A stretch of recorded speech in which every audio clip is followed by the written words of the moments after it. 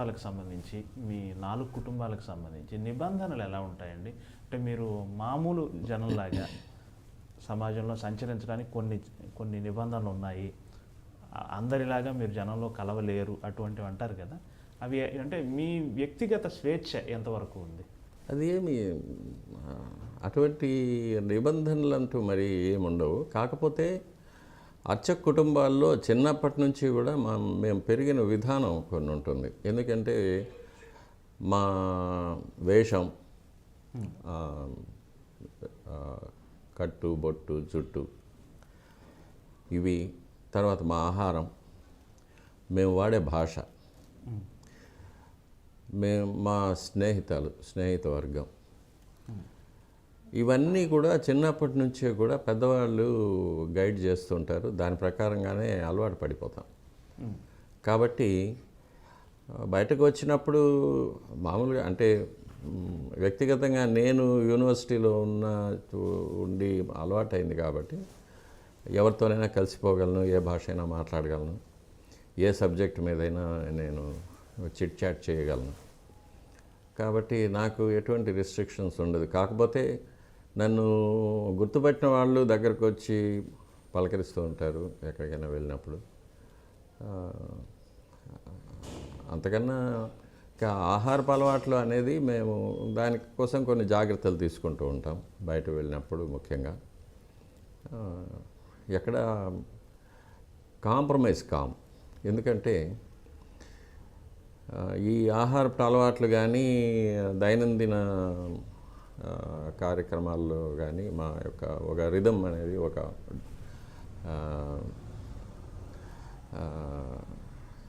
Programmes అనేది వృత్తిపరంగానే decide అయి ఉంటాయి. కాబట్టి దాని ప్రకారమే గుళ్ళో ఉన్నా కానీ బయట ఉన్నా కానీ దాని ప్రకారమే వేకువజామున లేవడం, ఆరాధన, అది అనుష్ఠానం చేసుకోవడం, ఇవన్నీ కూడా ఉంటాయి. అలవాటు పడ్డది కాబట్టి దానిలో పెద్ద ప్రాబ్లం ఏమి ఉండదు. నిరంతరం స్వామివారి దగ్గరే ఉంటూ వారికి నిరంతరం సేవ చేస్తూ ఉంటారు కదండి. సమాజంలో జరిగే మార్పులు, సమాజంలో జరిగే ఇవన్నీ కూడా మీ చెవిన పడుతూ ఉంటాయి. మీరు అంటే మీ ఆవేదనని లేదా సమాజం తాలూకు ఆవేదనని స్వామివారితో ఖచ్చితంగా విన్నవించుకుంటూనే ఉంటారు. ప్లస్ స్వామివారిలో క్షణక్షణానికి వచ్చే ఆ మార్పులు, ఆ స్పందనలు, అవి మామూలు మా బోటి వాళ్ళని గుర్తించడం. కానీ మీ బోటి వాళ్ళు మీకు అర్థమవుతుంది, స్వామివారు నవ్వారు, కోప్పడ్డారు, ఇట్లాంటి సూక్ష్మమైన ఫీలింగ్స్ మీకు అర్థమవుతుంది. అది దేవాలయంలో కులశేఖరపడి అని ఒక థ్రెషోల్డ్ ఉంటుంది. అంటే అది ఆ మెట్టు దాటి ఎవరు లోపలికి రాకూడదు, అర్చకులు తప్ప. నాకు సంబంధించినంత వరకు కులశేఖరపడికి బయట ఉన్నది భౌతికమైన ప్రపంచం, కులశేఖరపడి లోపల ఉన్నది ఒక మానవాతీతమైన ఒక పరిమాణంలో ఉంటుంది. అక్కడి నుంచి బయట ప్రపంచాన్ని చూసినప్పుడు మనకు అది పారదర్శకం అయిపోతుంది. వచ్చిన ప్రతి మనిషి ట్రాన్స్పరెంట్ అయిపోతాడు అక్కడ మా దృష్టికి. బయట ప్రపంచంలో జరిగే పరిణామాలు వీటన్నిటినీ కూడా అక్కడ చూస్తూ ఉంటాం. భక్తులనే పేరుతో వచ్చే కొంతమంది, నిజంగా భక్తితో వచ్చే కొంతమంది, వారికి అక్కడి సిబ్బంది చేసే సేవలు, వీటన్నిటిని చూసినప్పుడు కాస్త బాధగా ఉంటుంది, కొన్ని సమయాల్లో జుగుప్సగా కూడా ఉంటుంది. అప్పుడు నేను ఈ ప్రపంచాన్ని చూడకుండా స్వామివారి వైపు తిరిగి కూర్చుంటాను. లేకపోతే స్వామివారిని అలా చూసినప్పుడు స్వామివారు నవ్వుతూ ఉంటారు, ఇదంతా నా లీలే, నేనే వీళ్ళందరినీ ఇలా ఆడిస్తున్నాను అంటారు. సరే, ఇంకా కాకపోతే మనకు రామాయణ మహాభారతాల్లో చెప్పారు యుగ ధర్మాలు అనేది ఉంటాయి. కృతయుగంలో 4 పాదాల ధర్మం నడిచిందని, తర్వాత 3 పాదాలు, తర్వాత 2 పాదాలు, కలియుగంలో 1 పాదం.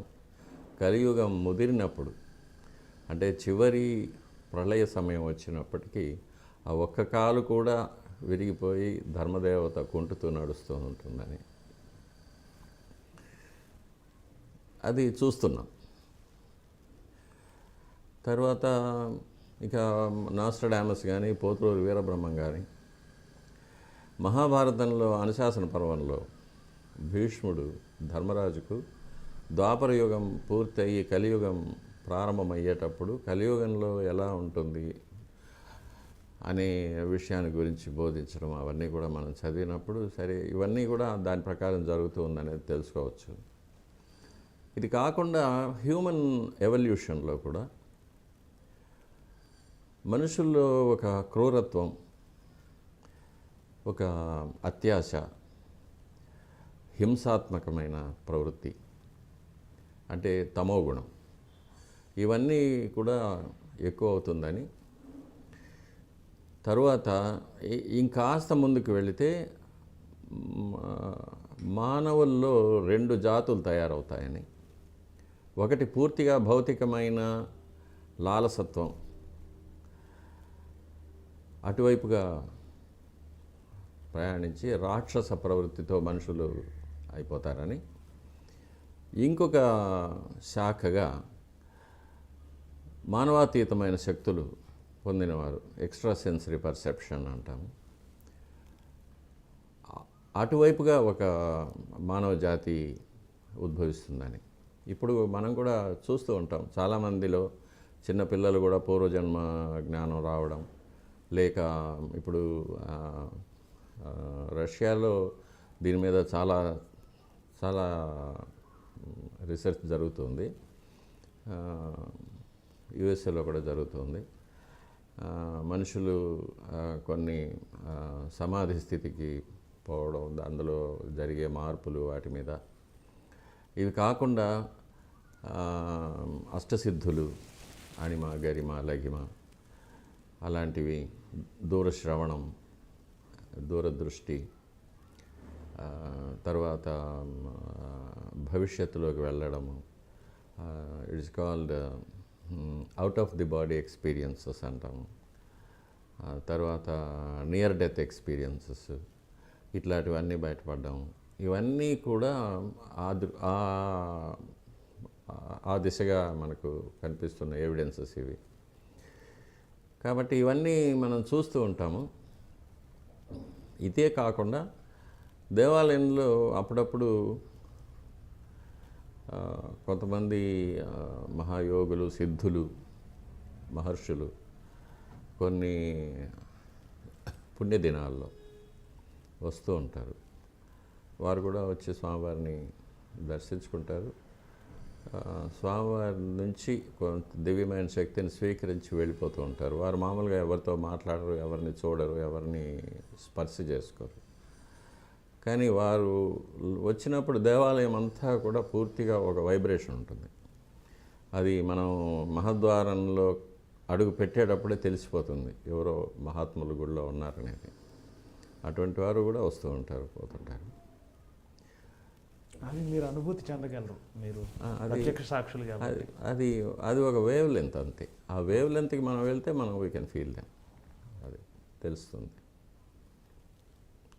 చాలామంది ఉన్నారు మన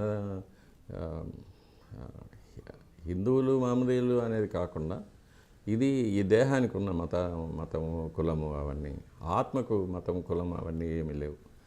చాలామంది పాశ్చాత్యులు కూడా వచ్చినప్పుడు అటువంటిది ఉంది. వాళ్ళు చూసే విధం, వాళ్ళు స్వామివారి దగ్గర ఆ శక్తిని గ్రహించే విధం, ఇవన్నీ కూడా మనం చూస్తూ ఉంటాం గుళ్ళో కామన్. మీరు మీ జీవితాన్ని స్వామికే అర్పించేశారు దాదాపుగా. ఇప్పుడు ఈ క్షణం మనం హైదరాబాద్ అనే నగరంలో ఉన్నాము. మీరు స్వామివారిని విడిచున్నారు. మేబీ మీరు స్వామివారిని విడిచి 24 గంటలు అవ్వచ్చు, లేదా 48 గంటలు అవ్వచ్చు. మ్యాక్సిమం స్వామివారిని విడిచి ఎన్ని గంటలు ఉండగలరు మీరు? అది స్వామివారి అనుమతితోనే. స్వామివారు ఎంత అనుమతిస్తే అంతే. ఓకే. అలా ఎన్ని రోజులు అనుమతించారు మీకు? మ్యాక్సిమం ఎన్ని రోజులు అనుమతించారు? మ్యాక్సిమం 7-8 రోజుల కన్నా ఉండదు.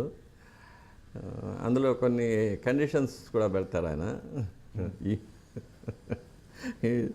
చాలా వ్యక్తిగతమైన విషయాలు.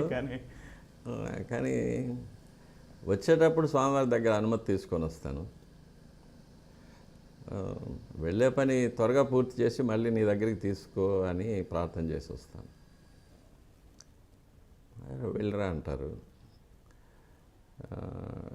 బంగారు వాకిలి వరకు వచ్చి వెనక్కి తిరిగి చూసినప్పుడు కాస్త శోకంగా కనిపిస్తారు. వెళ్తున్నావా అంటారు. సరే త్వరగా వచ్చేస్తానని చెప్పి వస్తాను.